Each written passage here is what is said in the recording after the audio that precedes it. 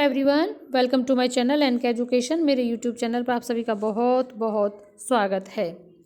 Budget में शिक्षा मित्रों व अनुदेशकों के मानदेय बढ़ाने की घोषणा तो हो चुकी है, लेकिन उस घोषणा के अनुरूप अगर देखा जाए तो अभी तक कोई सटीक कदम उठता नज़र नहीं आ रहा है।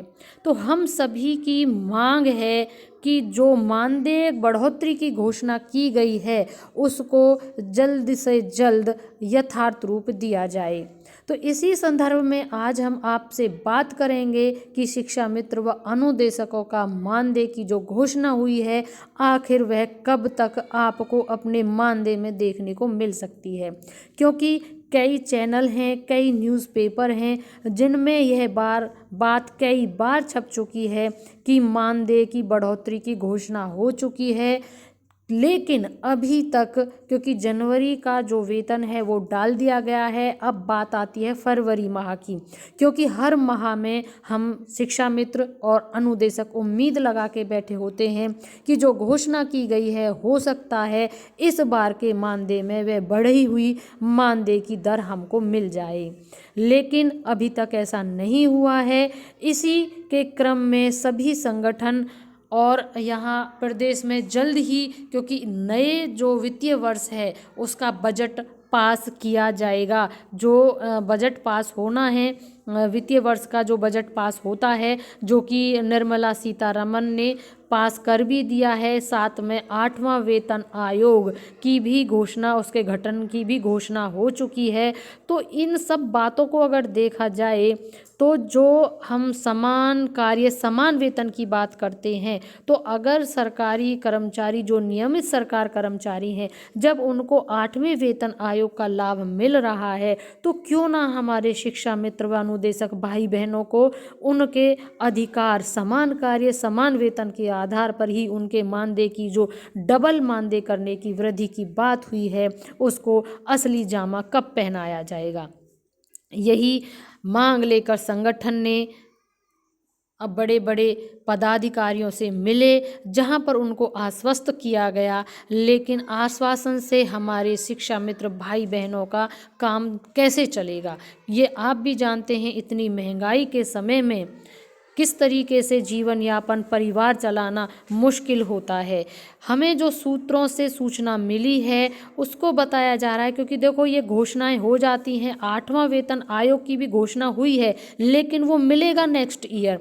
ये आप सभी भली भांति जानते हो, क्योंकि इसका 10 वर्ष का टाइम पीरियड होता है और वो 10 वर्ष 2026 में जाके पूरा होगा। ठीक उसी तरीके से अगर मानदेय की बात करें, क्योंकि घोषणा तो हो चुकी, लेकिन अब इसको असलियत में मानदेय में बढ़ोतरी के साथ कब मिलेगा, तो हर न्यूज़ चैनल, हर प्लेटफॉर्म अपनी अलग अलग थ्योरी पेश कर रहा है। लेकिन हम आपको बिल्कुल सटीक जानकारी देने के लिए आपके लिए कर्तव्य पथ पर आपके साथ हैं, क्योंकि हम जानते हैं कि इस धनराशि में जीवन यापन करना बहुत मुश्किल है। इसीलिए अपने चैनल के माध्यम से हमेशा हम आपके प्रति आवाज़ उठाते रहे हैं और उठाते रहेंगे कि आपको भी समान कार्य के समान वेतन मिलना चाहिए।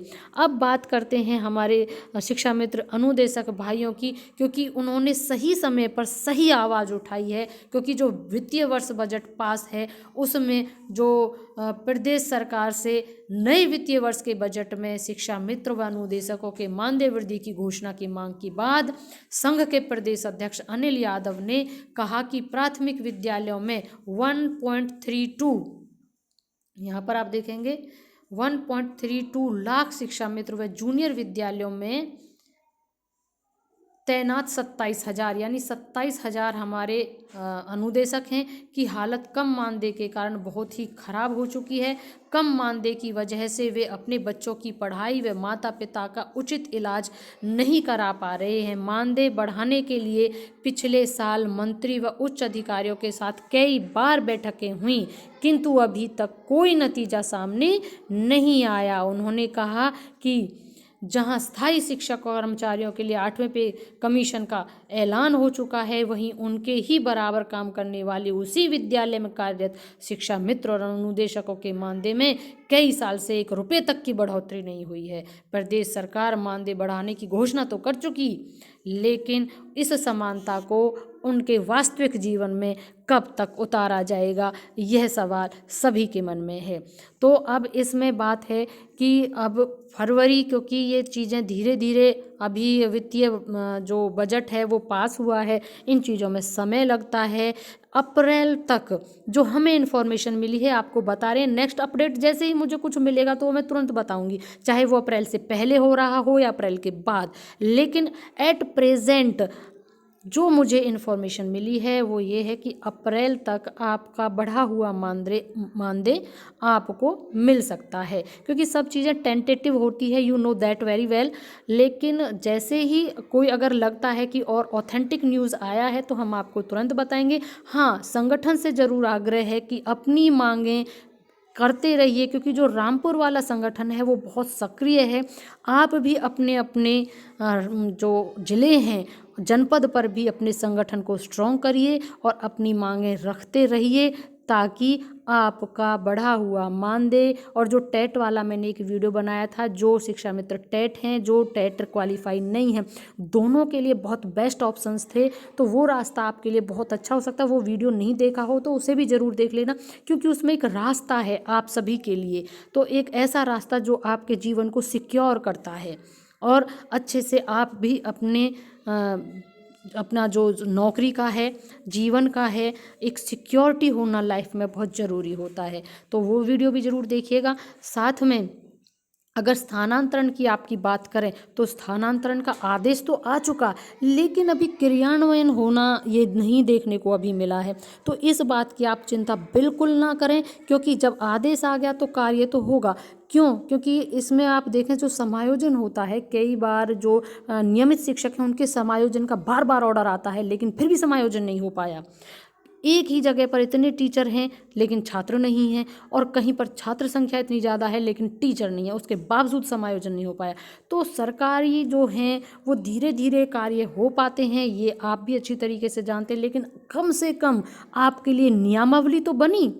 आप इस पॉजिटिव वे में सोचिए, आपकी नियमावली बनी।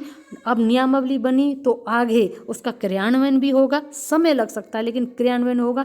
लेकिन यहाँ पर यह भी जरूरी है कि संगठन को चाहिए कि एकजुटता के साथ आपकी मांगों को, आपकी जायज़ मांगों को लगातार प्रदेश सरकार के सामने रखती रहे।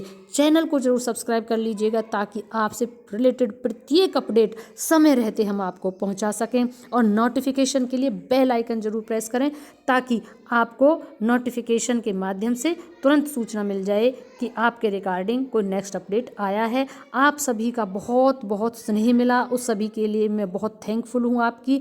वेरी वेरी थैंक यू आप सभी को। वीडियो को अंत तक देखने के लिए thank you and thanks for watching.